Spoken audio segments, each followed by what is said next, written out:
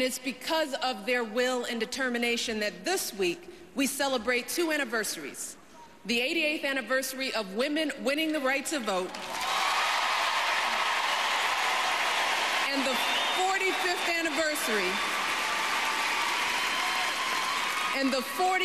anniversary of that hot summer day when Dr. King lifted our sights and our hearts with his dream for our nation.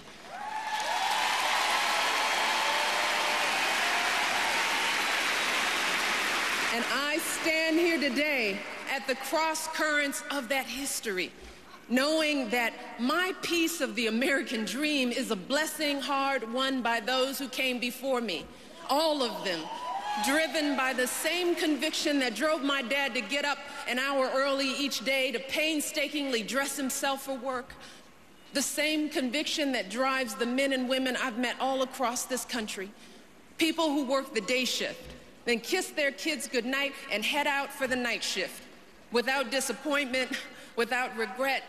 See, that goodnight kiss is a reminder of everything they're working for. The military families who say grace each night with an empty seat at the table. The servicemen and women who love this country so much, they leave those they love most to defend it.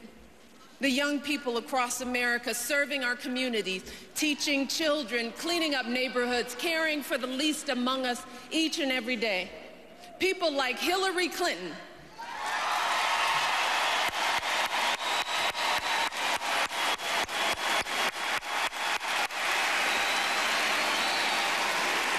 who put those 18 million cracks in that glass ceiling so that our daughters and our sons can dream a little bigger and aim a little higher.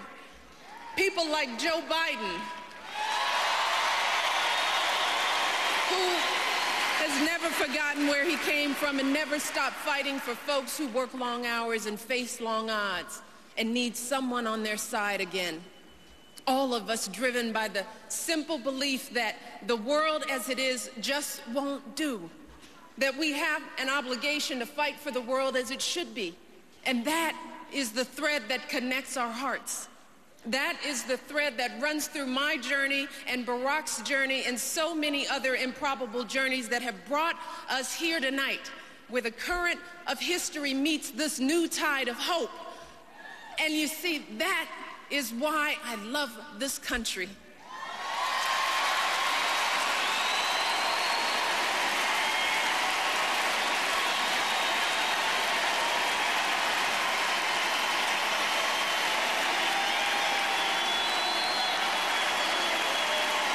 And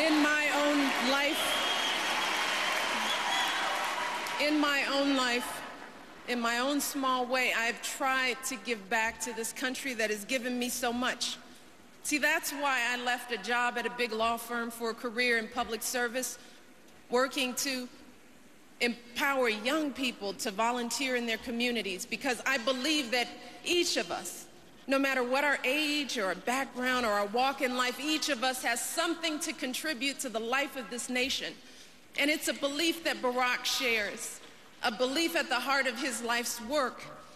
See, it's what he did all those years ago in Chicago, setting up job training to get people back to work and after-school programs to keep kids safe, working block by block to help people lift up their families.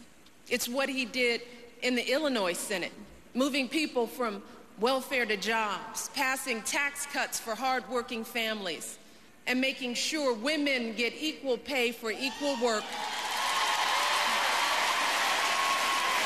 It's what he's done in the United States Senate, fighting to ensure that the men and women who serve this country are welcomed home not just with medals and parades, but with good jobs and benefits and health care, including mental health care.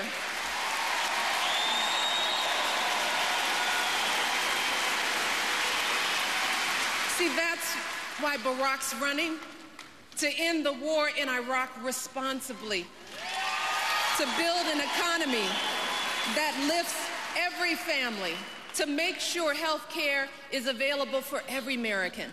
and to make sure that every single child in this nation has a world-class education all the way from preschool to college.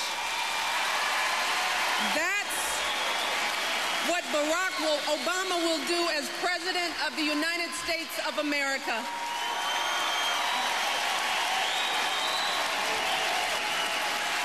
He'll achieve these goals the same way he always has, by bringing us together and reminding us how much we share and how alike we really are. You see, Barack doesn't care where you're from or what your background is or what party, if any, you belong to. See, that's just not how he sees the world. He knows that thread that connects us, our belief in America's promise, our commitment to our children's future. He knows that that thread is strong enough to hold us together as one nation, even when we disagree. It was strong enough to bring hope to those neighborhoods in Chicago. It was strong enough to bring hope to the mother he met who was worried about her child in Iraq. Hope to the man who's unemployed and can't afford gas to find a job. Hope to the student working nights to pay for his sister's health care, sleeping just a few hours a day. And it was strong enough to bring hope to people who came out on a cold Iowa night and became the first voices in this chorus for change that has been echoed by millions of Americans from every corner of this nation.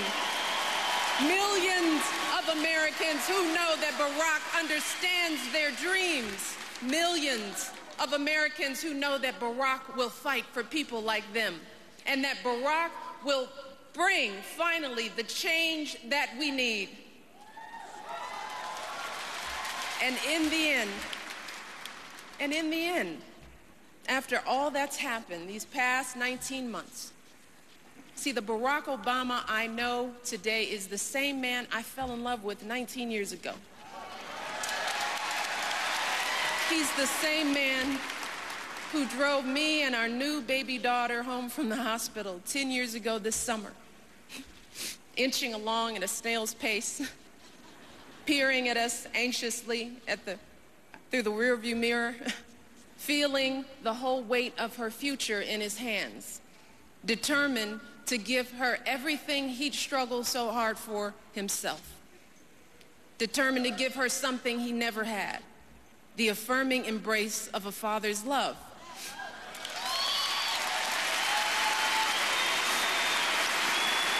And as I tucked that little girl in, and her little sister into bed at night, you see, I think about how one day they'll have families of their own, and how one day they and your sons and daughters will tell their own children about what we did together in this election. They'll tell them how this time we listened to our hopes instead of our fears. How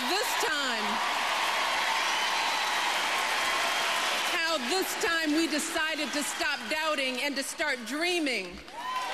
How this time in this great country where a girl from the south side of Chicago can go to college and law school, and the son of a single mother from Hawaii can go all the way to the White House. That we committed ourselves to building the world as it should be.